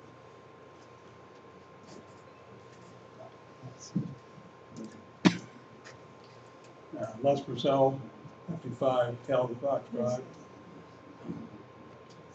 Point of order. Thanks, Ed. I've been coming to meetings for quite a while myself, and when we talk about the yacht club, and most of the public comments that I've heard are uttered by people who don't even go to the yacht club, for the most part. They read the paper, they read something, they hear their neighbors, they don't really know what they're talking about for the most part. I'm going to tell you something that you already know. I haven't heard it for a while. I think maybe we ought to put it out there once more. The yacht club, the golf course, all those things are amenities, they're not businesses. Get that through your head, they're not. If you take all of our amenities and put them in one package, they make money every year. They make money every year if you put them all together. Enough of this, right? Thank you.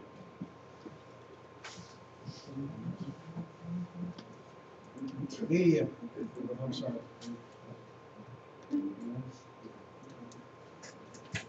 Carol Mills on Falcon Ridge Road.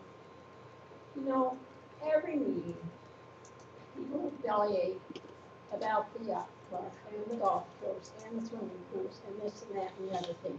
Folks, those things were there when you bought your house in Indian. Thank you.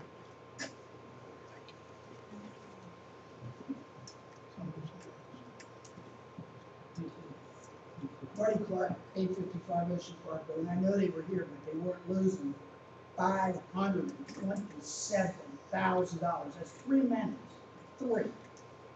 Swimming, golf, yacht club. When I moved here, swimming was busting $100,000 a profit. Golf was a profitable. Outside players paying for membership. When Haley was here, so everybody told me they were here before me. And the yacht club, you needed a reservation on a Saturday night to get in. Oh, and they closed it in the winter when any idiot knows you can't make money. Congratulations on a good month in October. We're only $75,000 behind budget, and we're just going into the winter months. Good job, guys. $122,000 behind on golf, just going into the winter. And I want everybody in the room to realize, the 2 board members are the big golf proponents up there. How long has Dave Stevens been a member of the golf? Forever. I'm sure if we ask Tom Strauss about swimming, he'll protect that turf too. Thank you.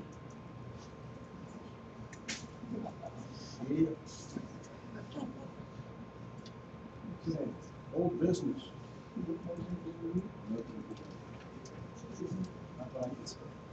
Bill? Yes. Take us through it. Pending action list. Number 2, 589, Carlton Lane has already been addressed by the county commissioner. And the other 3 items listed on there with regard to committee, advisory committee reports and the advisory committee charging documents and bridges. Any update, any information from anyone on those things? Yeah, as far as the year-end advisory committee reports,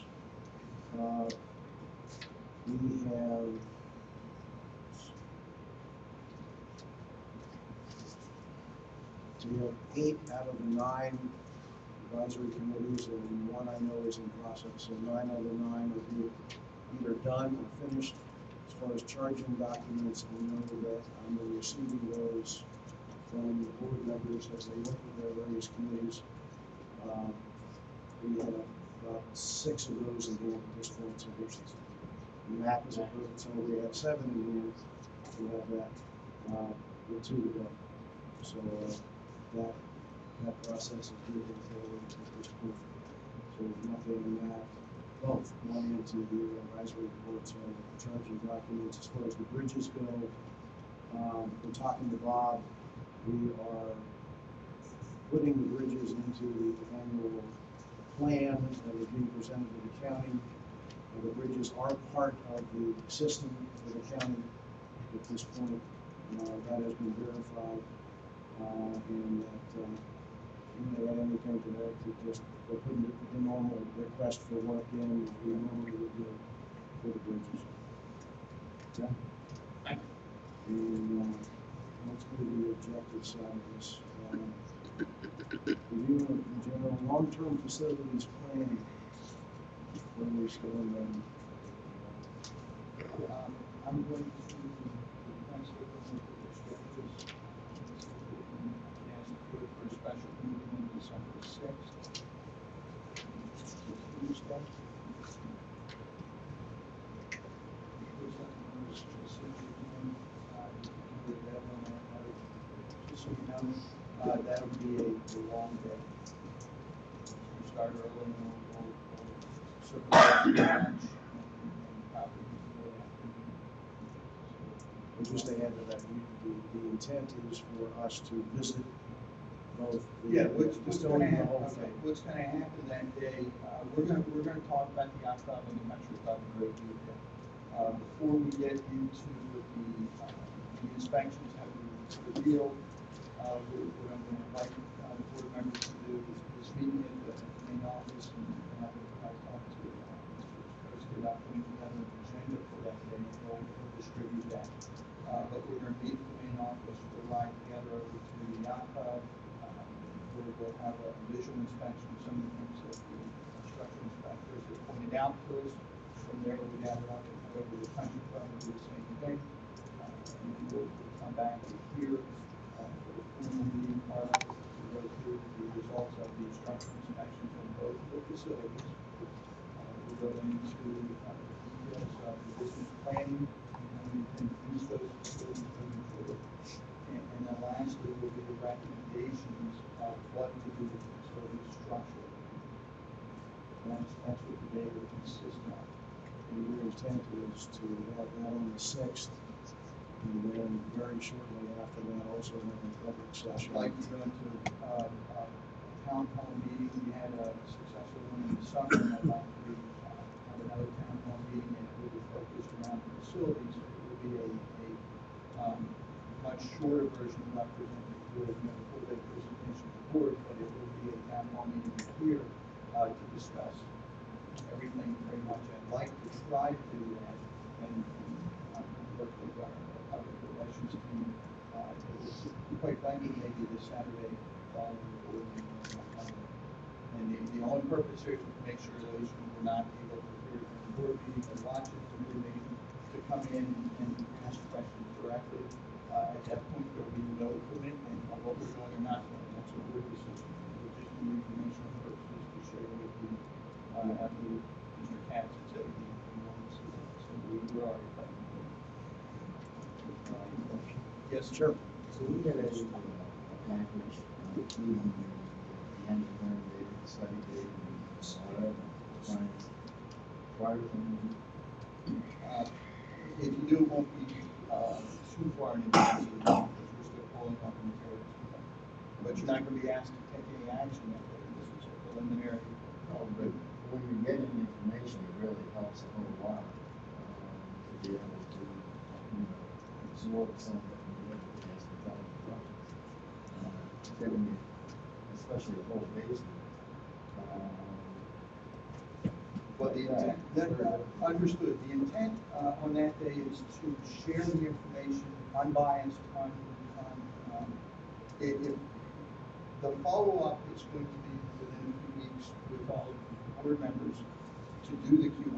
Have you had time to absorb it, think about it, talk to your folks in the neighborhoods and friends, and get the right type of questions, and then we'll go back and we'll do another meeting. I'll ask for another special meeting following that, where we can then talk in greater detail with those level of questions. My concern, Mr. Stevens, quite frankly, is if I get too far ahead of it, and then I get a number of questions prior to getting to the entire presentation, it could be a 36-hour presentation.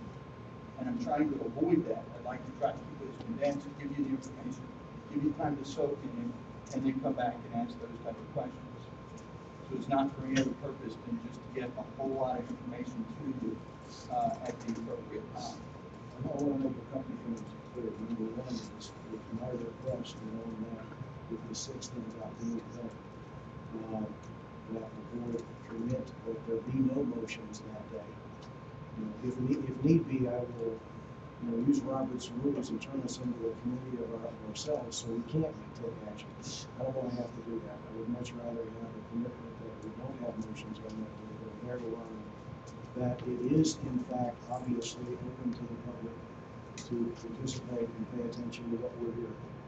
This is not a closed meeting at all, just so everybody understands what we're looking at for the 6th. Does Tuesday the 6th, is that workable for everybody? Does everybody know that? Okay, all right.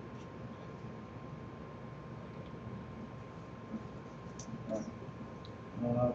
Okay. Time. Haven't decided the time yet, right? Oh, not yet. Right, it's not start at 8:39, I need to get commitment that that day's available.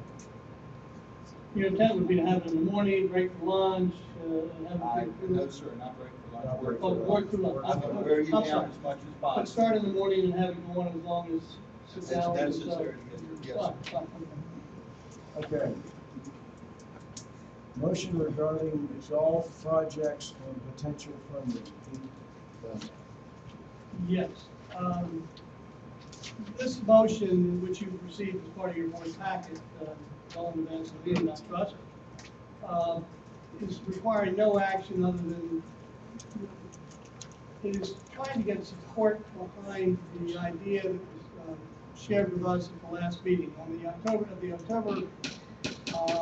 18th meeting, I believe it was, Bob gave a rather detailed presentation of the condition of the golf course, and outlined it again here this evening. This motion, where's our president? I'll be happy to put on the table first before its discussion, but it's to get some momentum behind this plan, whatever it may be, to undertake the efforts to repair, renovate, and preserve our golf amenity, and to support the general manager's initiative. We don't know whether that idea that he floated, whether it's going to be successful, can be successful. We won't know until we try it. So, Tom, I'm prepared to make the motion and then allow for discussion after, if there is a second to it, I hope there is. But again, it's making no commitment on the part of the board this evening, but only suggesting that we support the effort, we take it seriously, and encourage the general manager to go on with the scoring, whether or not there's sufficient support to make go of it, then come back to us at a later date with more specifics. So, Tom, Want to read your motion? I'll read the motion now, and then we have extra copies, I trust. Motion, the Board of Directors hereby expresses its support of the general manager's efforts to address the current condition of the association's golf course, including the condition of the greens, and to undertake additional actions to repair, protect, and preserve this amenity. There will be copies of this. The board also expresses its support of the general manager's initiative to explore creative approaches to provide a portion of the funding required to implement a plan to achieve the necessary repairs and improvements in a timely manner. Lastly, the board encourages the general manager to immediately undertake efforts to determine interest in a program to create a limited number of, quote, lifetime golf memberships, end quote, as one means of providing funding. These efforts should involve meeting with prospects for membership and securing tentative commitments. The support expressed herein is not a commitment of the board to approve any plan at this time, as the actions described and encouraged above will result in the general manager recommending a specific plan or alternative plans for consideration by the board. So as I said at the outset, the intent here is to not have Bob Thompson, Lone Ranger General Manager, off trying to secure commitments for a plan that the board is not supportive of and encouraging him to pursue. That's your motion. Do I have a That's it. second? Second. Discussion. Bill? Pete, Yeah. I think that the golf course is an asset to the community. Now, that's something I think. You know, we can say a lot of things, we can say what we want to say, but facts are facts. For me to determine whether it's really an asset to the community, I need to have some sort of feel for what kind of play is getting to the course and how many people are really utilizing this asset. So you may not have this information, but if we don't have it, I think it's something we need to get eventually. A couple things. Do you have a feel, or do you know the rounds that are played by amenity membership, people who have amenity membership? I've got that information. Okay, and how about OPA lot owners who participate, who are not amenity, do not have amenity? That's still being developed, those preliminary numbers. I've got dollar numbers, but not rounds of golf. But I can give you some general sense of that. Okay, how about outside community play? Yeah, I mean, we have all that summarized, and if we want me to respond to that, I can. Well, let me keep going. Yeah, give me what you're looking for. Okay, and last is, do you have a feel for the number of rounds that were lost due to the fact that you had to cancel, which was a good PR move to do that, to get the additional portion? And the last item is, we hear, or I read in the media all the time, and we hear all the time, concern about the money that OPA is putting into the drainage of the golf course. My understanding is there are properties along the golf course that are affected by that drainage, either adversely, it's not taken care of, or positive action, if it is taken care of. Approximately how many properties are we talking about affected by that? Is that all you want to know? That's all I want to know. And you may not have all the information, but I First of all, think let me point out- eventually we need that information. Let me point out that I'm neither the general manager nor the director of golf. However, let me try and be responsive to what you're asking. Golf generates about $1.2 million in revenue here. As has been cited previously, we've been losing money. The intent in hiring the outside management company was to reduce or eliminate over time those losses. Specific to your question about rounds of golf, we had about 31,000 rounds of golf last year. Budgeted this year was close to 33,000, 32,700 to be precise, up 6%. Interesting, last year's actual rounds were 30,877, and that represented a 5.3% over the prior year. The actual in 2010 were 29,324, and that represented a 1.3% increase over the prior year. That prior fiscal year was 2009, where the rounds were 28,949, up 3.9%. So the trend has clearly been increased numbers of rounds, from essentially close to 29,000 in 2009 to 31,000 last year, budgeted for close to 33,000 this year. Rounds of golf track fairly consistently with revenue. The golf, as you know, I think this year, because of Casper's intention to manage both the golf course as well as the turn grill and the country club, the reporting includes the food and beverage operations, although somewhat limited. But the golf-related revenue, and again, this is in your financial statements that you as directors get each month, and then Bob shared with us up here earlier. The total golf revenue, including the food and beverage part of the operation last year, ended April 30th, is $1,243,000. It's budgeted at $1,379,000 this year. That represents about 11% increase in this year's budget over the prior year's actual. Golf revenues have actually increased 3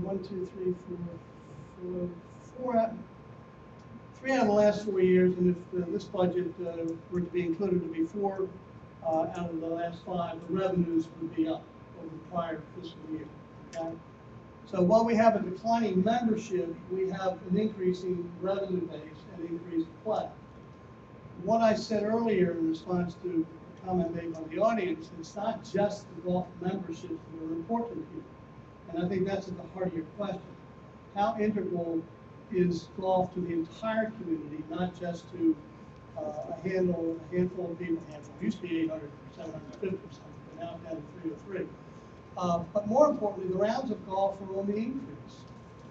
And yes, we rely rather extensively on supplemental play. Interestingly enough, last week I asked Damian Cosby, went to the general manager first. I don't dare go to department supervisor without going through the general manager. That's just the way we do things around here. But I went to Bob and asked him to be okay if I got with Damian and asked for some statistics on golf rounds and how many rounds are played by which people and that sort of thing. And he has not had time to develop that yet. But with Bob's permission, I visited with him. I outlined the request, which I'll have more specific information for you later on. But I do know what I've cited here today. And in terms of the non-Ocean Pines revenue, I think this is really for play. As recently as 4 years ago, it was 12% of our play. Today, it's 29% of our play. From 12% to 29% is the outside play.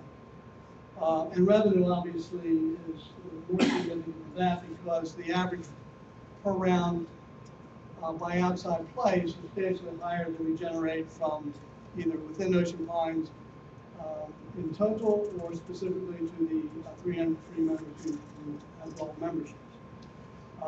So that outside play has become increasingly an integral component of our golf success. So I don't know what else you want me to add. I think in terms of the number of lots, I think it's been well documented, well stated around here over a number of years, long before I was involved.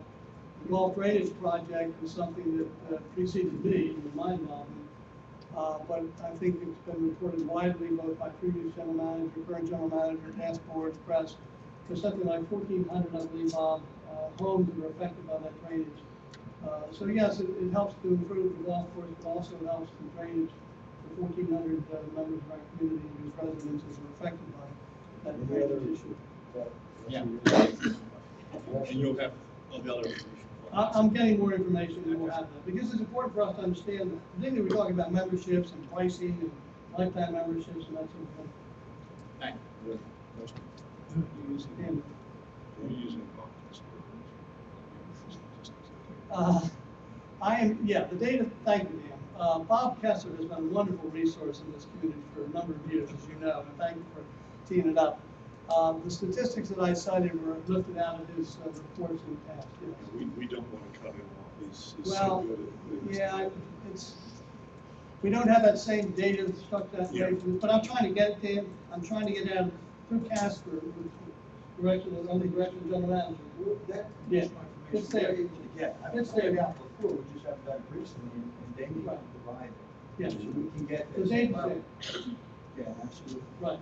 This guy is just, I don't, Bob, I don't know what you know him well Mr. enough, Gassman? but. Oh, I filled out my information. Yeah, he's a walking encyclopedia. Absolutely. And Bill Wentworth, I have a copy of his last report that I can share with you. I gotta have a copy here for you. I appreciate that. It's Bob Kessler, just a volunteer in the community who's done a wonderful job for a number of years. Any other questions, discussion on this one? I want to just keep out there in open mind with everybody, with the public, that the bucket that we have to dip out of might have 2.8 million stones in it right now, but we're looking at major work at the yacht club, major work at the beach club, major work at the country club, IRS hanging over our head, bridges work, roads work. We keep dipping into the bucket. That 2.8 million stones is going to be gone pretty quick. We have to be very careful with our future plans for all of our investments. And I'm not for this. Other golf courses down there that are losing money, close the doors and walk away. I don't want to see that happen here. But the thing that we have to keep in mind, that just like has been pointed out by several people here, the bucket is not an unlimited bucket. And we cannot continue to dip into it without making long-term plans. You want me to, I'm sorry, Bill, you asked, Dave had his hand up. Okay. All right, no, go ahead, go ahead. I forgot to answer one of your questions.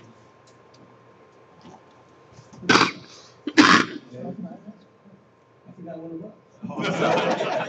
How late is the yacht club open? Hey, see your moment. No, I, just in terms of, I have issues with some aspects of it. Particularly the third item, determining the interest in the program. I mean, I guess there's no harm to going around and talking to people about the program, but I have serious issues with the idea of the program itself, and specifically the financial aspects of it. You know, whether you call it something else or not, I'm giving you the borrowing, I think we're paying you back in terms of pre-assessment. I don't know that financial arrangement is really practical. So I have doubts about it. I'd like to see more details, and I'm willing to hear more details, but I certainly can't say I oppose doing it right now. I think the wording of the language here, Dave, is to encourage pursuing it, it needs refinement. And that's during the course of the process of talking to individual members who might be willing to be, to sign up for this, if you will. And there's got to be, I must point out, I said this in the very get-go, there's got to be a contributory element on the part of the individual writing a check. Because we have great uncertainty, particularly with an aging population, aging people in this community. Your life expectancy, your health, how long you'll be able to play golf. If somebody wants a guarantee that it's in their best interest, I don't think that can be offered, because you don't know what will happen next month, next year, whatever. So there's got to be within someone, it seems to me, not only the financial capacity to do it, but the willingness to write a check with the understanding that that may not work in their best, but they're making something that they believe to be helpful to Ocean Pines, and for the benefit of the entire community as well as the golf community, willing to contribute some degree to that. Can I cut through some of the wording here and get to the, I'm sorry. I think this was, Pete, I had a lot of fun as I read this motion because you really worked hard in the English language. And where I got to was the fourth paragraph. The support expressed herein is not a commitment of the board to approve any plan at this time, as the actions described and encouraged above will result in the general manager recommending a specific plan or alternative plans for consideration by the board. I interpret that to simply mean what we're saying is, Mr. General Manager, we endorse the activity of exploring this so that when he's out on the street, he knows. And people out on the street know that the board is supporting this activity. Right. Cutting through all, Thank you, Dan. cutting through all the It's not stuff. just a general manager with some harebrained idea. He's got the support of the board to get out there and try and market it and sell it. I just want to make sure I understand. Absolutely. Thank you. And Dan, you're right on, that's exactly Right on. where I was going, is this is simply saying, we don't want our general manager out there running around, making up his own programs like this without us being aware of it. At the same time, we're not being asked to endorse it, we're endorsing the investigation, as I understand this. Okay, that's my understanding of it. And now, any comments, questions, or call the question, all those in favor? Opposed? I would say, Stay? Fair enough. Stay. That's fair. Stay. Yeah, absolutely. That's fair. Ray, you were, no? Thank you. Motion regarding golf, Dave Stevens. yeah.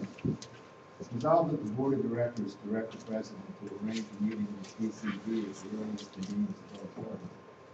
First, the meeting to discuss with BCG different viable options for restoring the Ocean Pines Golf Course to playable conditions. Projected capital budget requirements and potential impact. Simply speaking, I want more information, and I want that information to come directly from the student, directly from managers who retain provide. As background, Bob's report on the golf course presented at the last meeting contained 3 recommendations for a long-term solution. And at that time, an estimated first-year course of 1.75. Now, he's already modified that, and I think in the right direction with the right kind of thinking. So, as shown in the excerpts from the BCG contract, BCG is required and requested to meet with the board of directors. Put excerpts in the back. Interestingly enough, one of the things that was required in that contract is to provide us today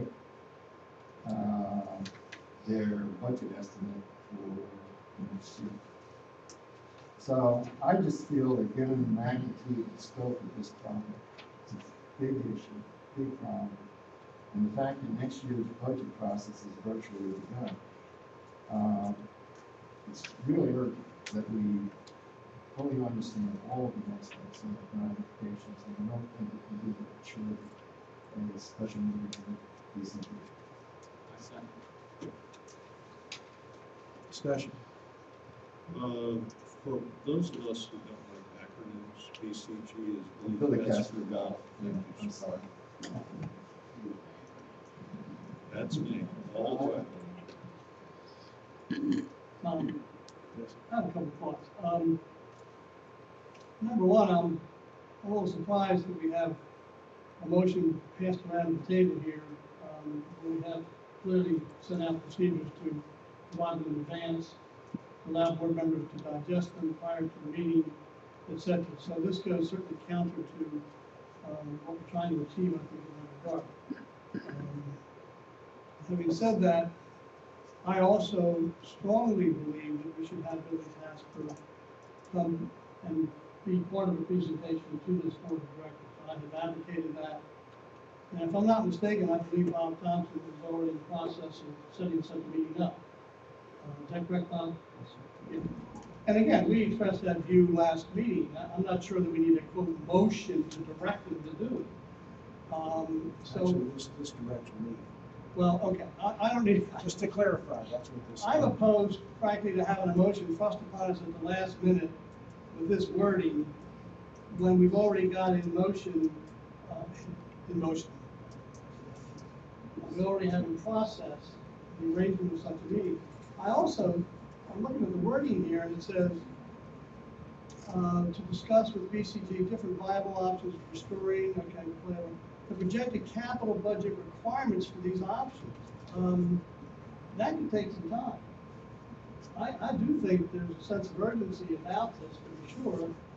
And I know that Dave Stevens and even myself have argued that we ought to be in a position where we as directors understand what happened to our course, what has been done about it, what do we have planned for the future, and Bob has reported that to us. We also said, and I remember specifically saying this 2 meetings ago, why don't we let the general manager fill us in, report to us, and then we can decide after that whether or not we wanted to directly interact with Billy Casper, and the answer is we do. And I think that's underway. And I certainly, if it needs a motion to make it happen, if the general manager is not going to do it, then I support a motion to direct the president to have it done. But I'm not sure we need it at this point in time. I am concerned about the capital budget requirement portion of the sentence here, because that, in large part, Billy Casper is not well positioned right now, not as well positioned as we are. We need their technical expertise and so forth, but in terms of what we do and how much it costs, you've already gotten the information, what, 10:30 last night or something, Bob, that you shared with us today? From another entity that is not Billy Casper. I mean, there are elements of this. We're working. Everything I've brought to you is from a coalition of Billy Casper and Donald. I'm just concerned that making it so specific that they need to address this, that it may delay getting it or may provide information that doesn't have the best. I want them to come before us and explain what the problem was, how their review of the plan that was developed, I guess, almost 5 or 6 years ago, and their assessment of the current condition of the course and what's necessary to have it done with some broad parameters, perhaps cost, but I don't know that we need them to come and demand that they do a budget for that county. I'm a little. Well, hang on, I want them here. I understand that process of going through. But things aren't always black and white. We have to operate in gray areas sometimes. As we are approaching the budget cycle very rapidly, this has to be done. And I think we need to hold Billy Casper to the letter of the contract. If the stuff in here is in their contract that they're supposed to be doing, then we need to hold them to the letter of the law of the contract. This is what's supposed to be done. What exactly is that? Well, what it says right here. No, it said when the board asks them to come, they should, yeah. And that they're supposed to provide information with what's in there. If they're not doing it, if it hasn't been done, then they need to do that. Yeah. Okay, fine, okay, fine. The contract. Okay, fine. Well, this isn't about, Well, this isn't That's about fine. that. that's fine. Yeah, just, that's a quick point, when Mr. Stevens brought up.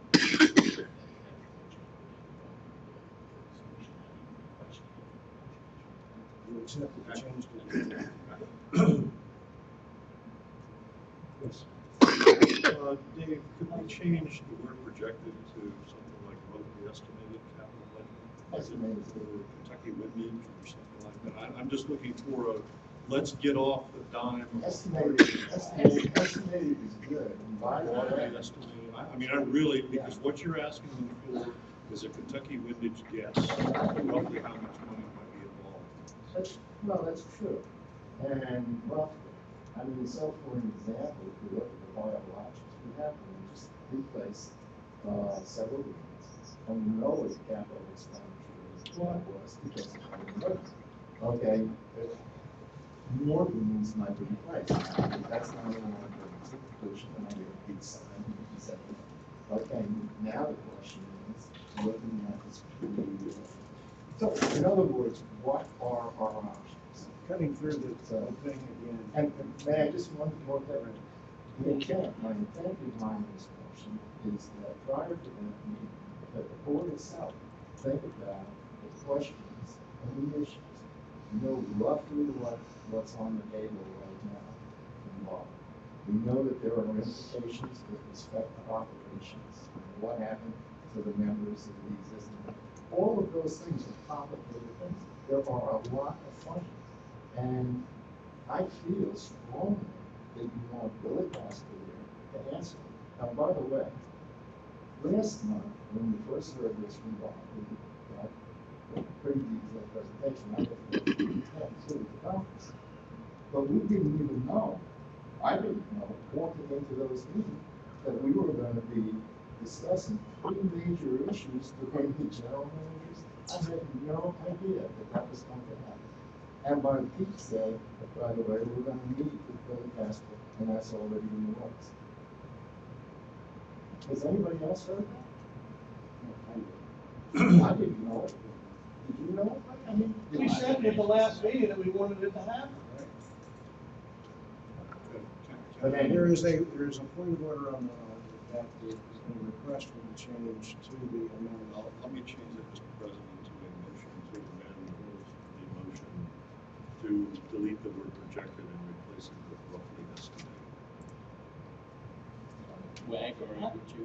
I'd like to, Well, you need a second for discussion. We need a second on that. Somebody wants a second. I'd like to propose further, something like. Is there a second on that? I think Dale's line is something. I'll withdraw. To playable conditions, the estimated capital costs involved, and the estimated capital costs involved with these options. In other words, it's not a budget, it's not requirements. What we were really trying to get a handle on is the cost of doing the work, right? So, the amendment I would propose is the Ocean Pines Golf Course to playable conditions and the estimated capital costs involved for those options. Okay? Now, what that does is also delete, because That's your motion? That's my motion. I'll stop right there. Do I have a second? Second. I have a second. Discussion. I think I can just a second. Yes, you can. Okay. Call the question. All those in favor? Opposed?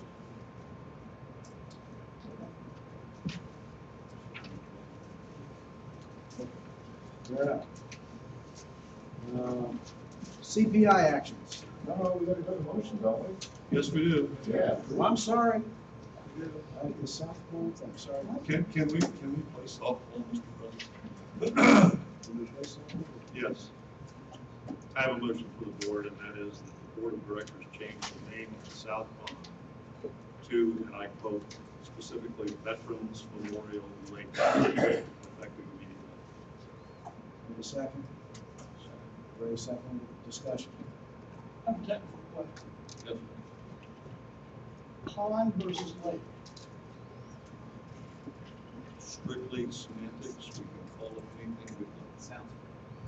No, I mean, That sounds better. Pond Lake sounded better to me than we Pond. have, I just saw some signs on the earlier presentation. That's why I asked the question. Thank you very much. Those signs are trash. No. But seriously, I'm very supportive of it. I'm sorry, I'll what? give you a technical Go ahead. answer. Lakes are fed usually by normal waterways, the rivers. Ponds are usually water. What do we have?